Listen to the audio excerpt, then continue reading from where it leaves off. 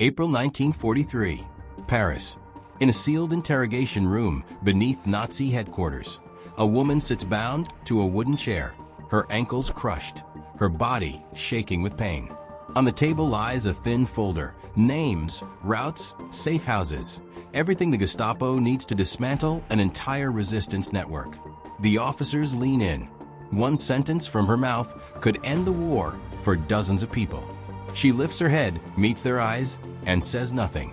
How did Odette Sansom, a mother with no military rank, outlast the Gestapo and walk out of a Nazi concentration camp alive? The moment that saved Odette Sansom did not come from strength, speed, or weapons. It came from a decision made under unbearable pain. By the time the interrogations began, her body was already failing. Her feet had been shattered during questioning, nerves burning with every movement. Sleep was denied. Water was rationed. Threats were precise, personal, and relentless. The Gestapo did not need brutality alone. They needed information. Names, addresses, radio frequencies. One confession could unravel months of clandestine work. Instead, Odette offered them something else. She told them she was the wife of a senior British intelligence officer.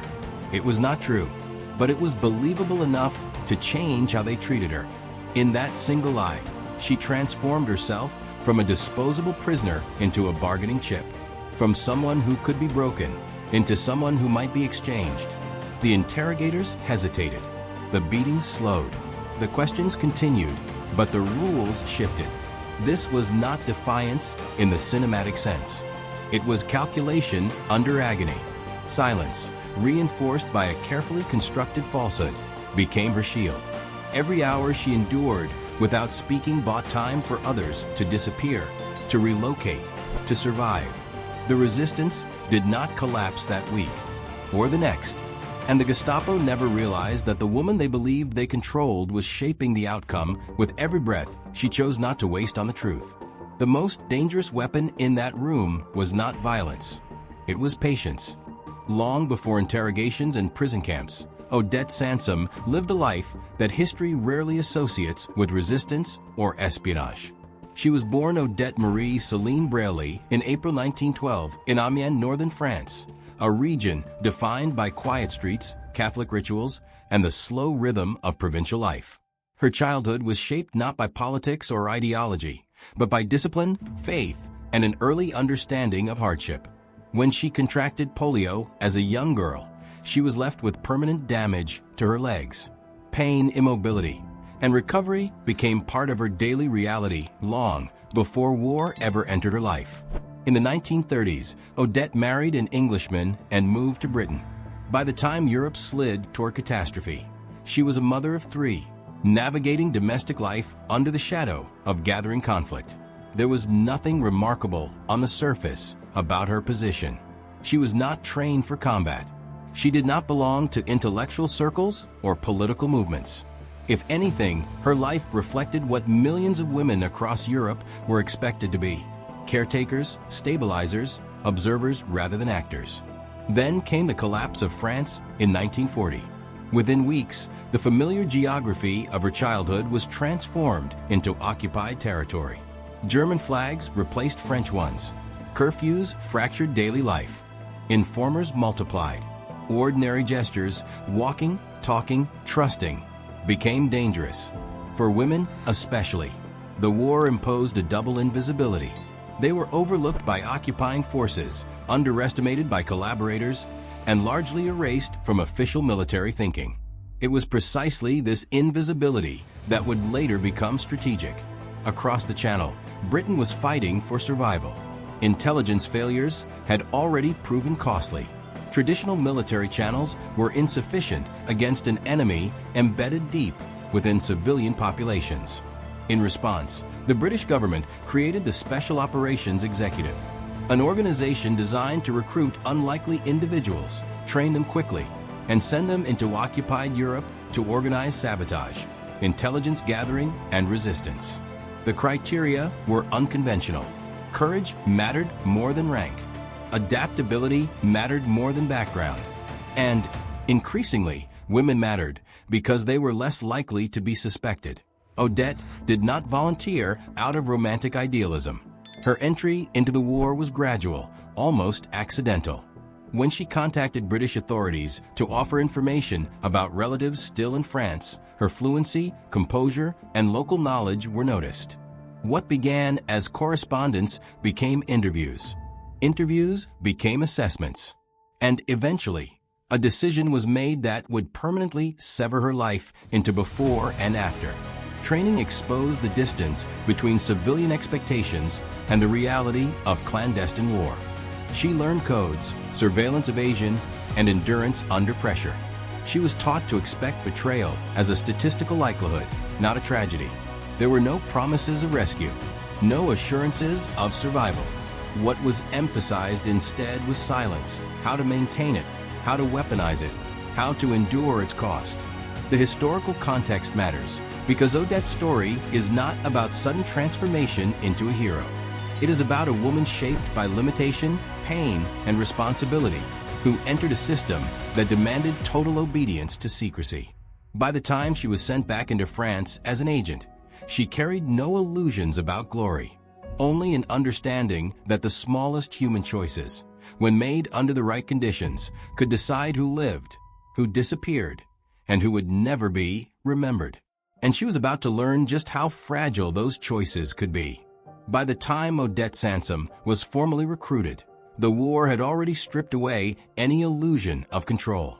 France was no longer simply occupied, it was being hollowed out from the inside. Networks collapsed not because they lacked courage, but because trust itself had become a liability. Every meeting risked exposure. Every message risked interception. Survival depended less on bravery than on discipline and restraint. The Special Operations Executive understood this. Their recruitment process was not designed to find ideal soldiers, but adaptable minds. Odette was assessed repeatedly. Her composure under pressure, her ability to recall detail, her emotional steadiness. What distinguished her was not confidence, but containment. She did not speak unnecessarily. She absorbed instructions without embellishment. In an organization where secrecy was survival, this restraint mattered. Training was brief and unforgiving.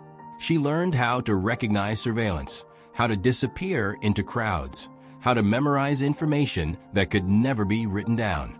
Physical limitations were noted, but not treated as disqualifying. The war did not allow for perfection. It demanded usefulness.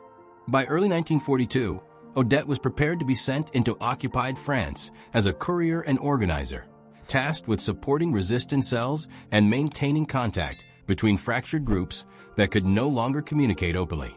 Once inside France, the gap between theory and reality became immediately apparent. The streets were familiar, but the atmosphere was not. Fear lingered in ordinary spaces, train platforms, cafes, stairwells. German patrols moved with confidence, while collaborators operated quietly, blending into civilian life. Messages were delivered in fragments. Meetings were brief and never repeated in the same location. Odette's role required constant movement, measured speech, and the ability to sense when silence was safer than action. But resistance networks were under immense strain. Arrests were increasing. Radios were being traced. Infiltration by informers was no longer hypothetical. It was expected. The assumption within SOE was not whether betrayal would occur, but when. Every agent was trained to understand that capture was a probability, not a failure. It was within this environment that Odette began working alongside other operatives, including men whose confidence masked desperation. The need to move quickly often overrode caution. Decisions were made with incomplete information. And gradually, patterns began to emerge. Meetings interrupted, routes compromised, names whispered in the wrong places. The betrayal, when it came, was not dramatic. It was procedural. A name passed, a location confirmed, a routine exposed. Odette was arrested by the Gestapo in April 1943 without resistance, without warning, and without the opportunity to destroy all of her information. In that moment, the descent was complete. Training ended. The protections of secrecy vanished. What remained was the test no manual could fully prepare anyone for. As she was taken into custody, Odette understood one thing with absolute clarity. Everything that followed would be designed to break her not as an agent, but as a human being. The war she had entered as a courier was about to become something far more intimate, and Odette was taken without ceremony. There was no chase, no exchange of gunfire, no final message smuggled out. One moment she was moving through occupied France under assumed names and rehearsed routines. The next, she was enclosed by men who already knew who she was supposed to be. The Gestapo did not arrest at random. By the time they acted, the decision had been made. She was transferred to Paris and brought into a system designed to extract truth through exhaustion rather than speed. Interrogation began immediately. The questions were methodical, repetitive, and deliberately mundane. Names were asked for casually, as if they were already known. Locations were mentioned as suggestions, not demands. The purpose was not to shock, but to erode certainty, to make resistance feel pointless. Physical violence followed only when silence held. Odette's injuries were deliberate. Her feet were targeted because they immobilized without killing, creating pain that could be sustained over time. Sleep deprivation blurred days into nights. Water was controlled. Light was manipulated. The room itself became a weapon, small, windowless, designed to eliminate any sense of time or progression. Each session ended not with relief, but with anticipation of the next. The Gestapo understood psychology. They alternated brutality with civility, threats with reassurance. They spoke of other agents who had already talked. They hinted at betrayals that may or may not have been real. They offered protection in exchange for cooperation. At no point did they raise their voices. Calm, they believed, would make confession feel inevitable. What they did not anticipate was how Odette experienced pain. Polio had taught her something long before the war. Pain could be endured without meaning. It could be separated from identity. She did not see suffering as a test of courage or weakness. It was simply a condition to be managed. This did not make her immune. It made her precise. Every response was weighed. Every silence was intentional. Still, the pressure mounted. Interrogators returned to the same questions in different orders, hoping fatigue would disrupt consistency. They brought files into the room, some real, some fabricated. They watched her reactions more closely than her words. Any deviation could be exploited. At some point, Odette understood that survival would not come from denial alone. Pure silence invited escalation. Truth invited collapse. What remained was something narrower and far more dangerous. A single lie, constructed carefully enough to change the rules. She chose her moment. When it came, she spoke not to confess, but to redefine herself. She claimed to be the wife of a high-ranking British intelligence officer. It was a risk taken under broken bones and constant threat. If they disbelieved her, the punishment would intensify. If they believed her, everything would slow. The room changed. The interrogators did not accept her claim immediately, but they did not dismiss it either. They paused. They recalculated. And in that hesitation, Odette gained something precious: time. Time, once gained, had to be defended. The Gestapo did not abandon their methods simply because Odette's status had become uncertain. Instead, they adjusted. The beatings became less frequent but more calculated. Medical attention was provided only to preserve her usefulness. The questions continued, now framed with a different tone, not as commands, but as negotiations. They tested her story relentlessly.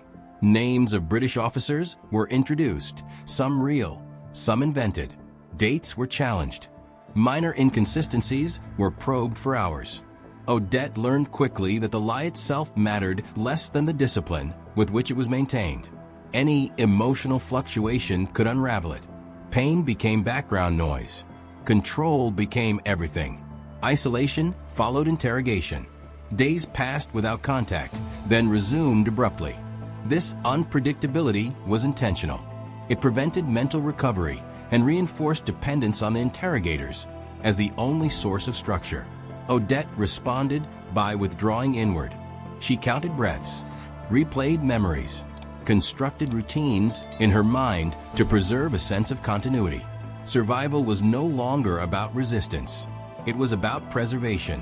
What she did not know, and could not know, was how much time her silence was buying. Each day, without disclosure, allowed resistance members to move, destroy equipment, vanish. The Gestapo's confidence eroded incrementally. They had expected collapse. Instead, they faced a prisoner who remained consistent despite escalating pressure.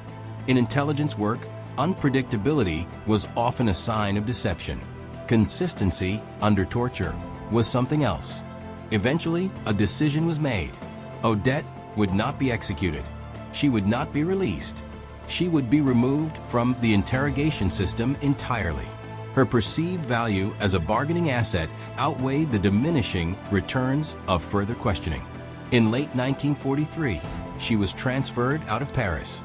The journey east marked a transition more severe than arrest.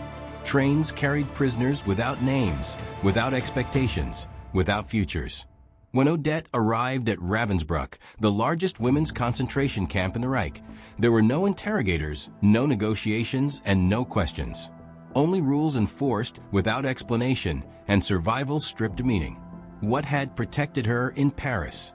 Ambiguity, calculation, the possibility of exchange would offer no protection here. Ravensbrück did not care who she claimed to be. It cared only whether she could endure, and most could not. Ravensbrück was not designed for interrogation. It was designed for erasure. Located north of Berlin, the camp held tens of thousands of women drawn from across occupied Europe. Political prisoners, resistance members, and civilians arrived with no distinction in treatment. Upon entry, names were replaced with numbers. Hair was cut. Clothing was stripped away. Identity became an inconvenience the system worked quickly to remove. For Odette Sansom, the transfer marked a shift from targeted cruelty to industrialized suffering. In Paris, pain had been applied with purpose. At Ravensbrück, pain was ambient. Hunger, disease, forced labor, and exhaustion functioned together, without pause or explanation. Survival depended not on strength or loyalty, but on chance, adaptability, and the fragile cooperation between prisoners. Daily life followed a rhythm of deprivation. Roll calls stretched for hours in freezing conditions. Food consisted of thin soup and fragments of bread, calibrated to keep bodies barely functional. Illness spread unchecked. Weakness was noticed quickly and punished without comment. Those who collapsed were removed. Most did not return. Odette's injuries never healed. The damage to her feet made standing unbearable, yet standing was mandatory. Each morning required calculation. How long to endure before risking attention? How to fall without appearing defiant? How to remain present without being seen? She learned when to speak and when silence would draw less notice. The instincts honed during interrogation now became tools for survival. Information circulated through whispers. Prisoners measured time not in days, but in absences. At night, stories passed quietly between bunks. Memories of homes, children, ordinary lives that felt increasingly abstract. Hope was not discussed openly. To do so invited disappointment. Despite this, small acts of humanity persisted. A shared crust of bread, a warning about a guard's routine, a hand offered to pull someone back into line. These gestures carried no strategic value, but they preserved something the camp sought to extinguish: recognition. Odette remained isolated from any formal resistance structure within the camp. Her supposed status as a valuable prisoner lingered in administrative ambiguity. She was neither protected nor disposable. This uncertainty, paradoxically, prolonged her survival. She was assigned labor that exhausted but did not immediately destroy her. She avoided selection not through luck alone, but through being consistently underestimated. As the war turned against Germany, conditions deteriorated further. Resources dwindled. Discipline collapsed into cruelty. Evacuations began. Death became more visible, less concealed. Prisoners sensed the end approaching not as liberation, but as escalation. The final months were the most dangerous. When Ravensbrück was liberated in the spring of 1945, the camp revealed its purpose fully. Survivors emerged emaciated, injured, and disoriented. Liberation did not feel like victory. It felt like interruption. Odette left Ravensbrück alive. But survival did not restore what had been taken. It merely confirmed that endurance, even when successful, carries its own cost. When the war ended, the language of victory arrived faster than understanding. Headlines spoke of liberation, of triumph, of the restoration of order. For those who had survived the camps, these words landed with little meaning. Odette Sansom returned to a world eager to move forward, while she carried a body and mind shaped by years of calculated cruelty. Her injuries were permanent. The damage to her feet, compounded by malnutrition and forced labor, never fully healed. Pain became chronic, embedded into daily movement. Sleep remained elusive. Silence, once a weapon, followed her into peace. The habits that had preserved her life, control, restraint, emotional distance, were no longer adaptive, yet impossible to discard. Recognition came, but unevenly. Odette was awarded the George Cross by Britain, one of the highest honors for civilian bravery, and later received France's Légion d'honneur. The ceremonies were formal, the language respectful, but brief. Public attention shifted quickly. Her story did not fit neatly into narratives of battlefield heroism or decisive victories. It was quieter, harder to celebrate. She attempted to rebuild a civilian life, but reintegration proved difficult. Relationships strained under the weight of unspoken experience. The war had reordered her internal world in ways few could comprehend. Like many survivors, she was expected to be grateful, resilient, and silent. Trauma, when acknowledged at all, was framed as something to overcome privately. As years passed, Odette's name receded further into archival margins. Her actions had saved lives, disrupted enemy intelligence efforts, and held under pressures designed to erase identity. Yet history favored outcomes that could be quantified. Territory gained, battles won. Endurance did not translate easily into commemoration. What remained was the contradiction at the center of her survival. She had lived through what was meant to be unlivable, but survival itself did not offer closure. It offered continuation. Odette lived for decades after the war, bearing witness not through speeches or memoirs, but through presence, an unassuming reminder of what resistance had truly demanded. The war was over. For Odette Sansom, its consequences were not. Odette Sansom is difficult to place within traditional definitions of heroism. She did not command troops. She did not plan large-scale operations. She did not alter the course of the war through strategy or force. Her contribution existed in a narrower, more fragile space, the ability to endure without surrendering others. What she demonstrated was not resistance as action, but resistance as refusal. Refusal to speak. Refusal to collapse in the way her captors expected. Refusal to become a tool against those who had trusted her. In intelligence work, silence is often treated as absence. In Odette's case, silence was presence under pressure. Her story also exposes the ethical cost of clandestine war. The systems that relied on her bravery were built with the understanding that capture meant suffering. Training prepared agents to die quietly if necessary.